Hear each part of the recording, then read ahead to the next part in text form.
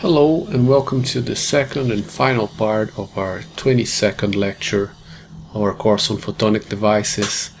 On this part of the lecture we'll discuss some basic polarization circuits used for photodiodes and also Avalanche photodetectors. On our previous lecture we discussed the responsivity of photodiodes. We saw that it depended on the quantum efficiency, right? So on this graph here we can see the responsivity for different materials used in photodiodes as a function of the wavelength, right? So typical materials are silicon, germanium and indium gallium arsenide, and we see here different curves and also the dashed lines which show different values of quantum efficiencies, right? What the responsivity would be for different values of quantum efficiency. So 90%, 70%, 50 and 30 and 10%. And we readily see that silicon has a good responsivity for wavelength values ranging from 500, 400 nanometers up to around 1 micrometer. So it is mostly used in wavelengths corresponding to the visible region of the spectrum, whereas indium gallium arsenide and germanium have good responsivity at wavelengths around 1.1 micron to 1.7 or 8 microns, right? So these detectors made with these materials are typically used for the near IR, the near infrared portion of the spectrum. And we can see that indium gallium arsenide has much greater responsivity in this area, right? So this table summarizes some of these characteristics. So the wavelength range in micrometers, and we see again, right, the range that we talked about. So silicon mostly for visible, and indium gallium arsenide, for the near IR. And we also see that indium gallium arsenide has a greater responsivity, and the dark current is also shown here, and we see that in this case silicon and indium gallium arsenide have pretty low values of dark current, so 1 to 10 nanoamps, and germanium has a dark current which is few orders of magnitude higher. In terms of basic polarization circuits, we have two options, the photovoltaic and the photoconductive configuration. And the photoconductive configuration is the one that is used typically in photodetectors, right? The photovoltaic is used in photovoltaic cells. So in this case we see that as the diode, the active region of the diode absorbs light, a reverse photocurrent is generated, right, IP, and this current will flow through a load, generating a voltage drop in the load, but the energy of the photocurrent will be used by the load. In the case of a photodetector, what we want to do is convert the optical power, right, associated with the photons impinging on the active layer of the photodetector, so the intrinsic layer in the case of a PIN diode, and we want to convert this into a voltage which we can measure, right, and calibrate to the optical power. So the thing is that the photodiode generates a reverse photocurrent. So here we will also typically use a load, but the load in this case is actually used in order to convert the photocurrent into a voltage. So again, the voltage, the current will flow to a load RL, and due to Ohm's law it will produce a voltage which will be proportional to the incident optical power. Note here the very basic but important difference is that in this case you need to polarize the diode, so you reverse bias the diode necessarily, and you will have, in the absence of incident light, you will have a reverse current, which is the saturation current, which again is typically very small, but as light shines on the device, depending on the optical power, the reverse photocurrent will will vary in a linear fashion with the optical power, and the voltage, because the voltage current relation is also linear, the voltage therefore will have a linear dependence on the optical power for the operating range of the diode. Another important type of photodiode used in photodetectors, particularly photodetectors used for applications which require very low detection limit, are avalanche photodiodes, right? So an avalanche photodiode is similar to a PIN diode with some differences in the structure dimensions, but it's a PIN diode in which you apply a much larger reverse voltage, right? So basically here, the polarization voltage here, the DC polarization voltage, would be 1 to 2 orders of magnitude larger than you would use for a regular PIN diode. And what this large polarization voltage will do is produce a very intense electric field inside the intrinsic layer of the device, and this will produce the avalanche effect, right?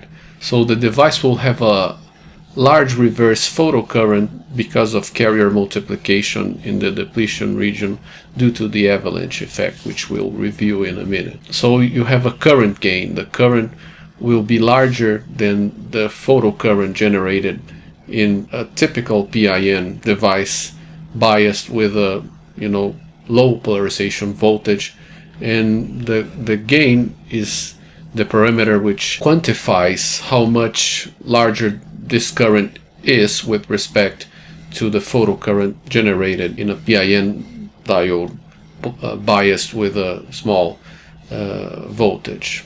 So typical values of this gain M range from 10 to 100, right? So the current, therefore the reverse photocurrent, is typically 10 to 100 times greater than the current that you would have in a reverse bias PIN diode, right? The gain M is the ratio between the reverse photocurrent generated by the avalanche process and the photo-generated reverse current, right? So the avalanche process will multiply the number of free carriers, right, of electrons and holes, by an amount which is equal to M, thus increasing the reverse photocurrent by this same amount. And therefore, because of this, the responsivity is also multiplied by M.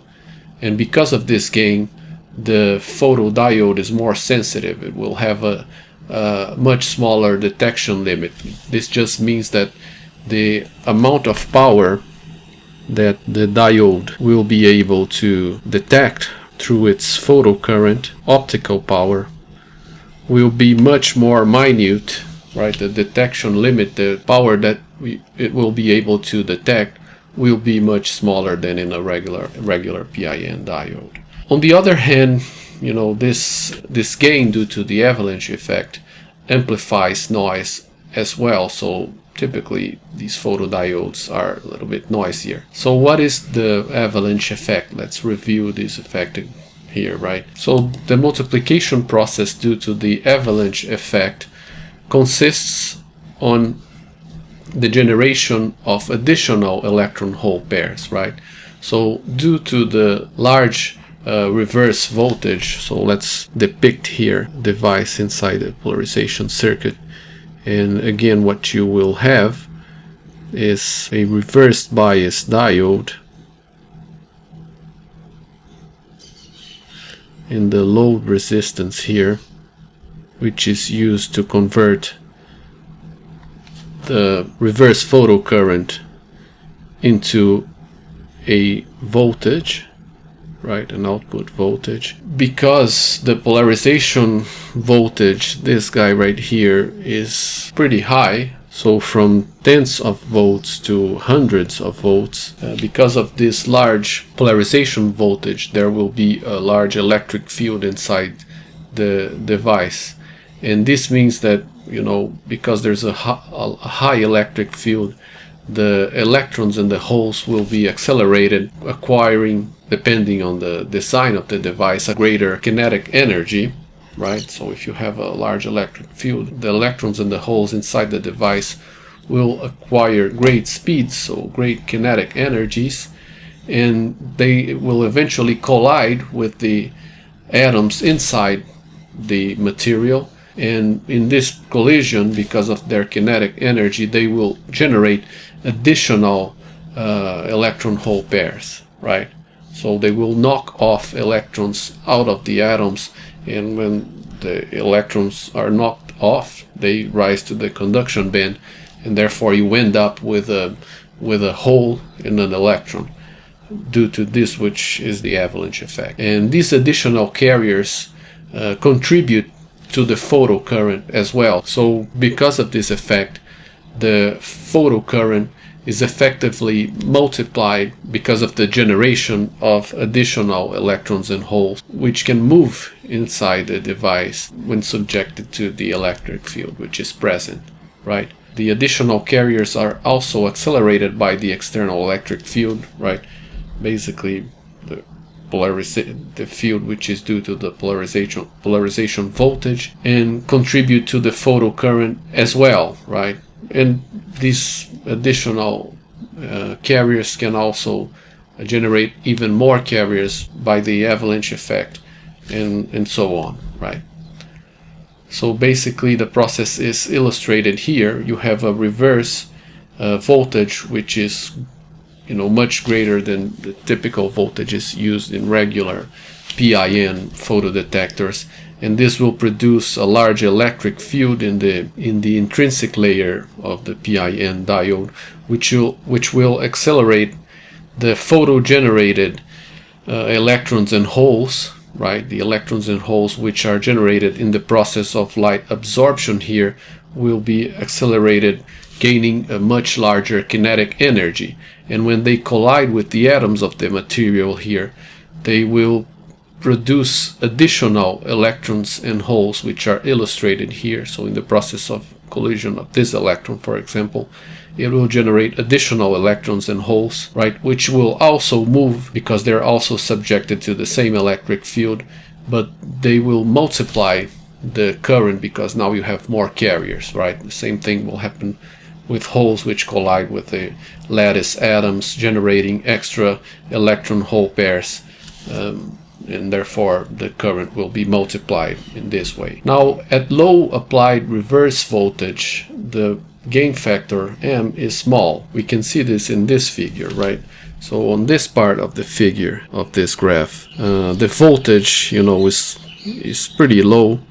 So what we're seeing here is the current gain as a function of voltage, and what you have here is the diode operating at its regular condition, in which the dependence of the current with voltage is exponential, and the current gain is not much greater than 1. So you have a pretty low gain, right, for low voltage, so up to 50 volts in this example here. But above, right, voltages which are between 10 and 100 volts, the avalanche process becomes more efficient and becomes more intense, and breakdown starts to occur, right?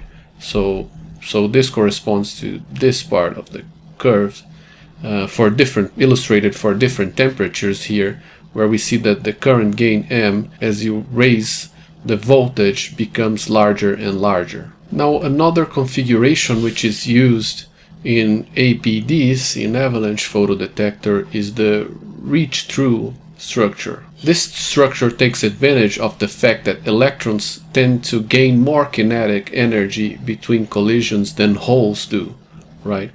And therefore the gain associated with electrons tend to be larger than the gain associated with holes.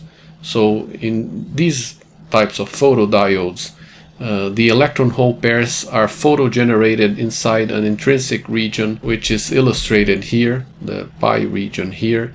So in the same way as in a regular PIN device, this region absorbs light and the electrons and holes are generated here. It is also subjected to a reverse voltage, But note that on this device you have a P region here in between the heavily doped N-type semiconductor and the intrinsic region. So a lightly doped P material right in between these two guys here, and this was not present here before, right? But again, in the reach-through devices, the carriers are generated here and they will be accelerated. So of course, if the voltage drop is like this, the electric field will be in this direction, and the electrons generated here, right, will move against the electric field, but the holes will move in the direction of the electric field. So the electrons will be accelerated to this region up here. Does this make sense? And therefore the electrons are accelerated towards the PN junction on top, right? And this junction, due to the presence of charged ions, there is a high intensity electric field, right? So if we compare what we had in a regular, PIN diode, here you would have a junction between an N-type device and an intrinsic device. And now this junction here is a junction between an N-type material and a P-type material, which has, because of the larger amount of immobile ions here, right? Let's recall that what we would have here is positive immobile ions here and negative immobile ions here. You will have a greater electric field right in this region, right? In fact, this figure here illustrates the typical electric field distribution, the intensity of the electric field across the device, right? And as we saw again, right, in the N-type and P-type materials, the electric field drops to 0, but in the intrinsic region here you have a pretty high electric field, but because of what we've just mentioned here, right, the junction with the greater amount of immobile ions, there is a peak in the electric field intensity, which again, right, is in the downwards direction in this device, but there's a peak in its intensity right around this junction here, right? And if there's a peak in the electric field, this means that in this region the electrons which are accelerated to this region because of the electric field will gain a great kinetic energy right around this region, right? Again, because of this high intensity electric field which is present here. So they will gain a much greater kinetic energy, right? Greater speed. And for this reason, the avalanche process happens only in this PN region here, right? This region right here, and exclusively through electrons, because again, right, the electron hole pairs are generated down here, and the holes will be accelerated towards the bottom P-type material, but the electrons will be accelerated to this region, and on this region they will perceive a high intensity electric field due to this junction here, and will be accelerated even more and will gain a much greater kinetic energy, thus generating more electron hole pairs through the avalanche process, but only the electrons will go through this process, and therefore only electrons are multiplied by impact ionization. In the absence of the reach-through structure, the avalanche process takes some time to be extinguished, right? So if we, instead of this, we had a regular PIN device, which was reverse bias. I'm not drawing the load resistance on purpose for simplicity here, but in a regular PIN junction, the avalanche process, due to the acceleration because of the electric field of the electrons and holes, would take some time to be extinguished after you stop illumination, right? So let's say that you had this device here and you were shining optical power on it, and then you turned off this light. Because this electrons and hole have to go through a region which is physically large, even when you stop shining light on the material, the electrons will still have to get across the intrinsic layer and will keep being accelerated and producing the avalanche process. So the device will have a response time which is somewhat worse than that of regular non-avalanche based BIN photodetectors, just because, you know, even when you stop shining light, the electrons are still being accelerated and traversing the intrinsic region and being multiplied, and you still have a large reverse photocurrent even you know, sometime after the light stops shining on the device. Okay, so again, this happens because even after illumination is ceased, carrier multiplication keeps happening. With the reach-through configuration, the response time of the photodiode can become larger. And why is this?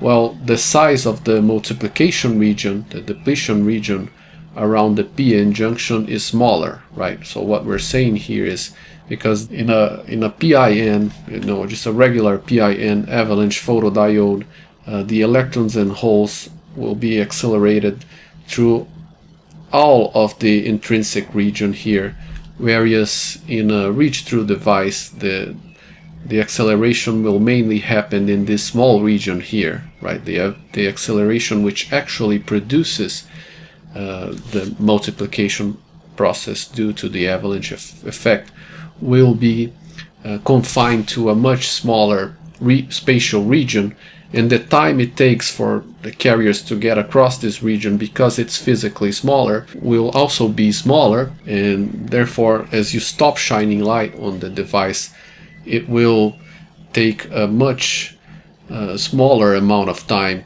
to respond, right? So in other words, the amount of time when you stop shining light on the device, the amount of time it takes for the reverse photocurrent to cease, to stop, will be much smaller, so the device will respond much faster. Does this make sense? So after illumination is ceased, the multiplication process is readily extinguished, right? So this is the advantage of this is one great advantage of the reach-through structure for avalanche photodiodes. This table summarizes some basic characteristics of avalanche photodiodes, and most of these characteristics are similar to the regular PIN diodes. For example, the frequency or wavelength range is the same, and the dark current values and, you know, rise time have the same order of magnitude.